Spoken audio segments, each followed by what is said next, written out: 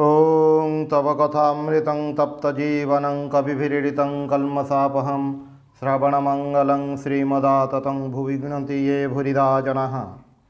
श्री श्री रामकृष्ण कथामृत चतुर्थ खंड सप्तम परिच्छेद पृष्ठ 70। श्रीरामकृष्ण दक्षिणेश्वर काली मंदिर रे भक्त मानक गहन रे। श्रीरामकृष्ण भक्तों गहन रे आनंदर बसिछंती। बाबूराम, छटनरेन, पल्टू, हरिपद, मोहिनी मोहन प्रभृति भक्त माने तले बसिछंती। जड़े ब्राह्मण युवक 2-3 दिन है ठाकुरंग पाखरे रहिछंती, से मध्य बसिछंती। आज शनिवार 25 फाल्गुन 7 मार्च 1885 ख्रीष्टाब्द, समय अपराह्न 3टा, चैत्र कृष्णा सप्तमी। श्री श्रीमा आज काली नहबत्रे रहंती। बेले बेले से ठाकुरंग घर को आसती श्रीरामकृष्णंकर सेवा पाई। मोहिनी मोहन संगरे तांको स्त्री नवीन बाबूंकर माँ गाड़ी रे आसिछंती। स्त्री लोक माने नहबत को जाई श्री श्री माँ को दर्शन प्रणाम करी सेठारे अछंती। भक्त माने बाहर को गले ठाकुरंग को आसी प्रणाम करिवे। ठाकुर छोट खटटी रे बसिछंती। युवक भक्त मान को देखुछंती और आनंद रे विभोर हेउछंती। राखाल वर्तमान दक्षिणेश्वर रे रहुनाहांती। केते मास हैला बलराम को सहित वृंदावन रे थिले, फेरी आसी वर्तमान घरे अछंती। श्रीरामकृष्ण सहास्य कहउछंती, राखाल वर्तमान पेंशन पाउछि, वृंदावन रु आसी वर्तमान घरे रहे। घरे स्त्री अछि, किंतु कहूछि 1000 टंका दरमा देले मध्य चाकरी करिवो नाही। एठारे सई सई कहूथिला, तुमको मध्य भल लागु नाही। एपरि गोटे अवस्था ताहार होइथिला। भवनाथ विवाह करिछि, किंतु समस्त राति स्त्री सहित केवल धर्म कथा कहे। ईश्वरंग कथा नहीं 2 जण रहंती। मु कहिली स्त्री संगरे टिकिया आमोद प्रमोद करिवु।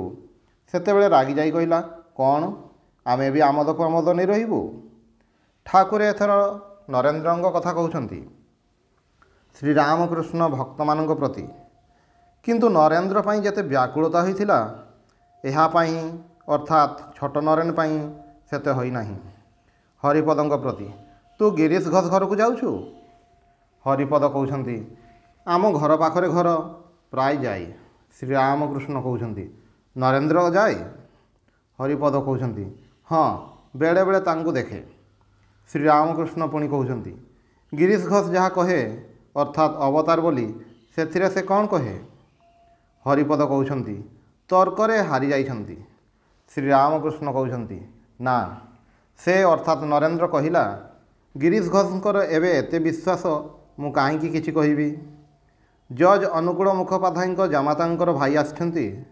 श्रीरामकृष्ण पचारुछंती, तुमे नरेंद्र को जान? जामातांकर भाई कहउछंती, आज्ञा हाँ, नरेंद्र बुद्धिमान पिला। श्रीरामकृष्ण कहउछंती भक्त मानक प्रति, ए भल लोक, कारण नरेंद्रर प्रशंसा कले। से दिन नरेंद्र आसथिला, त्रैलोक्य सहित से दिन गीत गाइला, किंतु से दिन गीतटा भल लागिला नाही। ठाकुरे बाबूराम आड़ को चाही कथा कहउछंती। मास्टर जो स्कूल रे अध्यापना करती, बाबूराम से स्कूल रे एंट्रांस क्लास रे पढ़ती। श्रीरामकृष्ण बाबूराम को प्रति, तोर बही कहीं पढ़ापढ़ी करिबु नाही। मास्टर को प्रति, ए 2 दिग रखिबा को चाही, भारी कठिन पथ, तांको टिके जानिले कौन हेबो। वशिष्ठ देव तांकर पुणी पुत्र शोक हैला। लक्ष्मण ताहा देखि अबाक होई राम को पचारिले। राम कहिले, भाई एथिरे आश्चर्य हेबार कौन अछि? जहार ज्ञान अछि ताहार अज्ञान मध्य अछि। भाई तुमे ज्ञान अज्ञान को डेई जाओ। पादरे कंटा फुटिले आउ गोटे कंटा जगाड़ करने को हुए। सेही कंटा द्वारा प्रथम कंटाटी को बाहर करने को हुए। तापरे 2टी जाक कंटा फिंगी दिया जाए। तेणु अज्ञान कंटा को काढ़िया पाई ज्ञान कंटा जगाड़ करने को हुए। तापरे ज्ञान अज्ञानर परपारी को जीवा को हुए। बाबूराम सहास्य कहउछंती, मु एहा ही चाहे। श्रीरामकृष्ण सहास्य कहउछंती, अरे 2 नारे गड़ रखिले कौन हुए? एहा जदि चाहुचो तेबे चलिया। बाबूराम सहास्य कहउछंती, आपण नहीं आसतु। श्रीरामकृष्ण मास्टर प्रति, राखाल कथा अलगा। तार बापांकर मत थिला एमाने रहिले समस्या हब। बाबूराम प्रति कहते तू दुर्बल तोर साहस कम। देखिलु छोट नरेन किपर कहूँ मु एका बेलके आसी रही। या भितरे ठाकुरे आसी बालक भक्तों मझिरे तले सौप उपरे बसिछंती। मास्टर तांको पाखरे बसिछंती। श्रीरामकृष्ण मास्टर को कहते मु कामिनी कांचन त्यागी खोजुछि। भावे ए बोधे रहिब समस्ते किछि ना किछि असुविधा देखांती। गोटाए भूत सांग खोजुथिला। शनि कि मंगलवार रे अपघात मृत्यु हेले भूत हुअंती। सेथिपाई केही गछरु पड़ीगले कि केही झुंटी पड़ी मूर्छा गले से भूतटा संगे संगे दौड़ी जाए। भाविनिए जे एहार अपघात मृत्यु होइछि एथर भूत हेब आउ मोर सांग हेब। किंतु तार कपाळ एमिति जे सबु सळे बंची उठंती सांग जुटंती नाही। देखुना हो राखाल तार स्त्री पाई चिंतित कहे मो स्त्रीर कौन हेब। नरेंद्र छाती तो हाथ देवा मात्रे से बेहोश हो जाइथिला। सेतेबेले कहिला आहे तुमे मोर ए कौन कल मोर जे बापा माँ अछंती मते से ए अवस्था रखिछंती काहींकी। चैतन्यदेव सन्यास ग्रहण कले समस्ते प्रणाम करिवे बोली जे माने थरे नमस्कार करिवे से माने उद्धार होइजिवे। ठाकुरंग पाई मोहिनी मोहन चांगुडी रे संदेश आनिछंती। श्रीरामकृष्ण कहउछंती ए संदेश कहार। बाबूराम मोहिनी को देखाई देले। ठाकुरे प्रणव उच्चारण करी संदेश स्पर्श कले और किंचित ग्रहण करी प्रसाद करदेले। तापरे सेही संदेश नहीं भक्तों को देउछंती।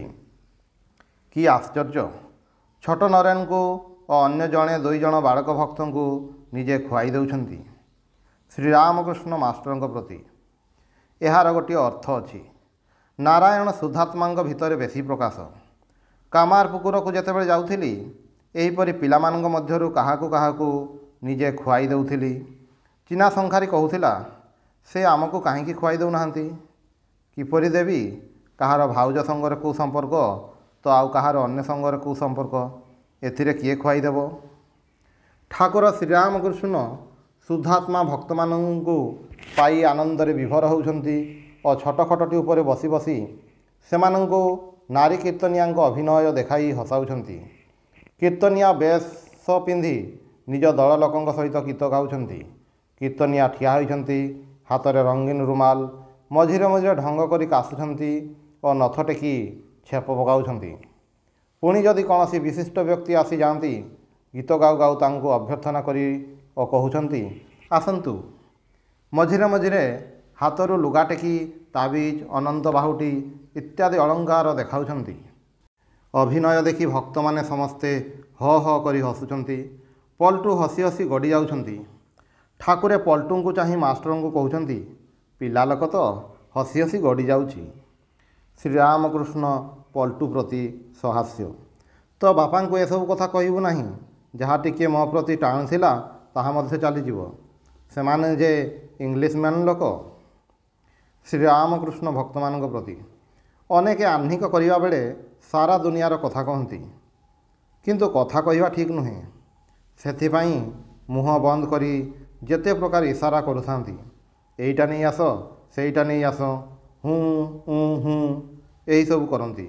हास्य पुणी कहीं माड़ा जप करती ता भितर माछ दर मध्य करती। जप करू करू हुए तो अंगुड़ी दे देखाई दियंती एई माछटा जेते हिसाब सबू से ही समय समस्तंकर हस। कई हुए तो गंगा स्नान करने को आसी सेतेबेले भगवान को चिंता करने छाड़ी गप करने को बसीगला। जेते राज्यर गप तो पुअर विवाह है कौन कौन गहना देले अमुकर खूब बेमारी अमुक ससुर घर आसी तो अमुक कन्या देखा जाइथिला तेबे से खूब देवा नेबा करी आमोद प्रमोद करिवो। मो हरीश बड़ अझटिया मते छाड़ी दंडे रही पारे नहीं। एते दिन आसीपारी नहीं माँ अमुक कन्यार पक्का देखा भारी व्यस्त थिली। देख देखी गंगा स्नान करने को आसी जेते सब संसारर कथा। ठाकुर छोट नरेन को एक दृष्टि देखुंट देखु देखु समाधिस्थ हेले। शुद्धात्मा भक्त भितरे ठाकुरे कौन नारायण दर्शन करुछंती। भक्त माने एक दृष्टि से समाधि अवस्था देखुंट। एते हस खुशी होउथिला एबे समस्ते निशब्द घरे जेपरी कौनसी लोक नाहांती। ठाकुरंकर शरीर निस्पंद चक्षु स्थिर हाथ जोड़ी चित्रवत बसिछंती।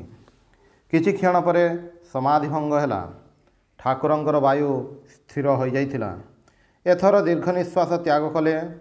କ୍ରମେ ବହିର୍ଜଗତକୁ ମନ ଆସୁଛି। ଭକ୍ତମାନଙ୍କ ଆଡ଼କୁ ଦୃଷ୍ଟିପାତ କରୁଛନ୍ତି। ଏବେ ମଧ୍ୟ ଭାବସ୍ଥ ହୋଇ ରହିଛନ୍ତି। ଏଥର ପ୍ରତ୍ୟେକ ଭକ୍ତକୁ ସମ୍ବୋଧନ କରି କାହାର କ'ଣ ହେବ ଓ କାହାର କିପରି ଅବସ୍ଥା କିଛି କିଛି କହୁଛନ୍ତି। ଛୋଟ ନରେନ ପ୍ରତି, ତୋତେ ଦେଖିବା ପାଇଁ ବ୍ୟାକୁଳ ହୋଇଥିଲି। ତୋର ହେବ, ଥରେ ଥରେ ଆସିବୁ। ଆଚ୍ଛା, ତୋତେ କ'ଣ ଭଲ ଲାଗେ, ଜ୍ଞାନ ନା ଭକ୍ତି? ଛୋଟ ନରେନ କହୁଛନ୍ତି, କେବଳ ଭକ୍ତି। ଶ୍ରୀରାମକୃଷ୍ଣ କହୁଛନ୍ତି, ନ ଜାଣିଲେ ଭକ୍ତି କାହାକୁ କରିବୁ? ମାଷ୍ଟରଙ୍କୁ ଦେଖାଇ ସହାସ୍ୟ, ଏହାଙ୍କୁ ଯଦି ନ ଜାଣୁ କିପରି ଏହାଙ୍କୁ ଭକ୍ତି କରିବୁ? ମାଷ୍ଟରଙ୍କ ପ୍ରତି, ତେବେ ଶୁଦ୍ଧାତ୍ମା ଯେତେବେଳେ କହିଛି କେବଳ ଭକ୍ତି ଚାହେଁ, ଏହାର ଅବଶ୍ୟ ଅର୍ଥ ଅଛି। ସଂସ୍କାର ନଥିଲେ ଭକ୍ତି ସ୍ୱତଃ ଆସେ ନାହିଁ। ଏହା ପ୍ରେମା ଭକ୍ତିର ଲକ୍ଷଣ। ଜ୍ଞାନ ଭକ୍ତି, ସବିଚାର ଭକ୍ତି। ଛୋଟ ନରେନଙ୍କ ପ୍ରତି, ଦେଖି ତୋର ଦେହ ଦେଖି ଜାମା ଖୋଲିଲୁ। ବେଶ ଚଉଡ଼ା ଛାତି ତ, ତାହେଲେ ହେବ। ମଝିରେ ମଝିରେ ଆସିବୁ। ଠାକୁରେ ଏବେ ମଧ୍ୟ ଭାବସ୍ଥ। ଅନ୍ୟାନ୍ୟ ଭକ୍ତମାନଙ୍କୁ ସ୍ନେହରେ ଜଣ ଜଣକୁ ସମ୍ବୋଧନ କରି ପୁଣି କହୁଛନ୍ତି। ପଲ୍ଟୁ ପ୍ରତି, ତୋର ମଧ୍ୟ ହେବ, ତେବେ ଟିକିଏ ଡେରିରେ ହେବ। ବାବୁରାଙ୍କ ପ୍ରତି, ତୋତେ ଟାଣୁନାହିଁ କାହିଁକି? କାଳେ କ'ଣ ଗୋଟାଏ ସମସ୍ୟା ହେବ। ମୋହିନୀ ମୋହନଙ୍କ ପ୍ରତି, ତୁମେ ମଧ୍ୟ ଠିକ୍ ଅଛ, ଟିକିଏ ବାକି ଅଛି।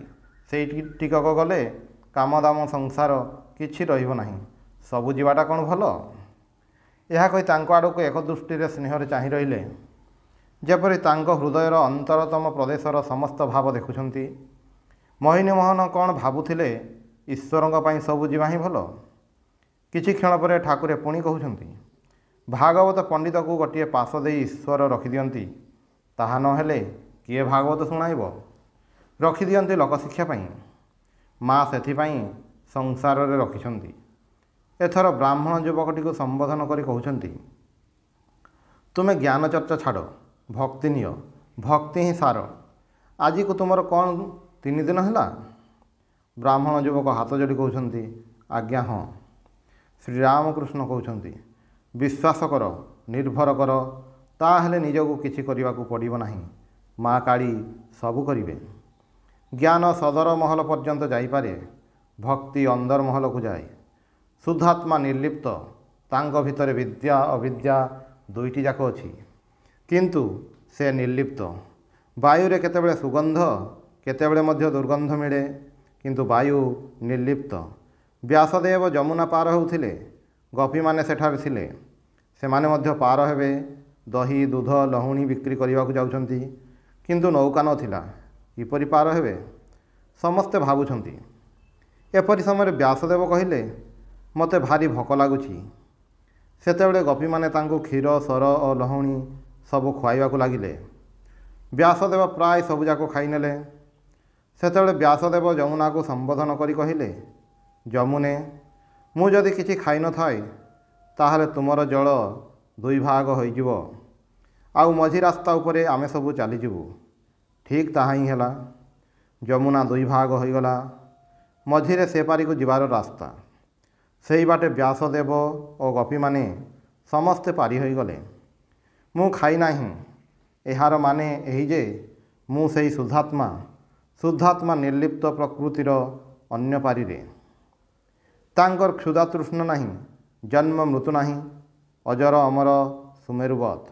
ଯାହାର ଏପରି ବ୍ରହ୍ମଜ୍ଞାନ ହୋଇଛି, ସେ ଜୀବନ୍ମୁକ୍ତ। ସେ ଠିକ୍ ବୁଝିପାରେ ଯେ ଆତ୍ମା ଅଲଗା ଓ ଦେହ ଅଲଗା। ଭଗବାନଙ୍କୁ ଦର୍ଶନ କରିବା ପରେ ଦେହାତ୍ମ ବୁଦ୍ଧି ଆଉ ରହେ ନାହିଁ। ଦୁଇଟି ଅଲଗା। ଯେପରି ନଡ଼ିଆରୁ ପାଣି ଶୁଖିଗଲେ ଶସ ଅଲଗା ଓ ସଢ଼େଇ ଅଲଗା ହୋଇଯାଏ। ଆତ୍ମାଟି ଯେପରି ଦେହ ଭିତରେ ଖଡ଼ ଖଡ଼ ହୁଏ, ସେହିପରି ବିଷୟ ବୁଦ୍ଧି ରୂପକ ଜଳ ଶୁଖିଗଲେ ଆତ୍ମଜ୍ଞାନ ହୁଏ। ଆତ୍ମା ଅଲଗା ଓ ଦେହ ଅଲଗା ବୋଧ ହୁଏ। କଞ୍ଚା ଗୁଆ ବା କଞ୍ଚା ବାଦାମର ଭିତରର ମଞ୍ଜିରୁ ଚୋପାକୁ ଅଲଗା କରିହୁଏ ନାହିଁ, କିନ୍ତୁ ପାକଳ ଅବସ୍ଥାରେ ଗୁଆ ବା ବାଦାମ ଅଲଗା ଓ ଚୋପା ଅଲଗା ହୋଇଯାଏ। ପାକଳ ଅବସ୍ଥାରେ ରସ ଶୁଖିଯାଏ। ବ୍ରହ୍ମଜ୍ଞାନ ହେଲେ ବିଷୟ ରସ ଶୁଖିଯାଏ। କିନ୍ତୁ ସେପରି ଜ୍ଞାନ ବଡ଼ ଦୁଃସାଧ୍ୟ। केवल मुहरे कहीदेले ब्रह्मज्ञान हो जाए नहीं, केही ज्ञानर छलना करे। सहास्य जड़े खूब मिथ्या कथा कहूला किंतु एणे कहूला मोर ब्रह्मज्ञान होइछि। कौन लोक ताकू तिरस्कार करिवारु से कहिला काहींकि जगत तो स्वप्नवत, सबू ही जदि मिथ्या है सत्य कथाटा कौन ठीक? मिथ्याटा भी मिथ्या, सत्यटा मध्य मिथ्या। समस्तंकर हस। ओं निरंजनम नित्यमनंतरूपम भक्तानुकंपाधित विग्रहं वै ईशावतारं परमेशमीड्यं त्वं रामकृष्णं शिरसा नमामि।